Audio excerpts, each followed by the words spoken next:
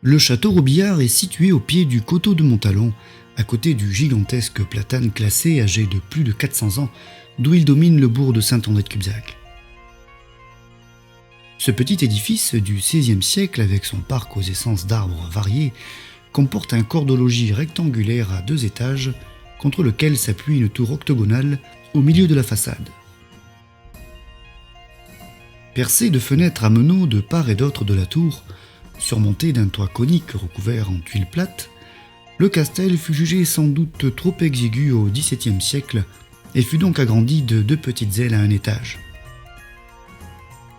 Il conserve aujourd'hui assez bien le caractère de son époque, que ses portes et contrevents peints en rouge bordeaux ne déparent pas. Une des particularités de Robillard est son cadran solaire de 1640, qui est entouré de carreaux de terre cuite polychrome.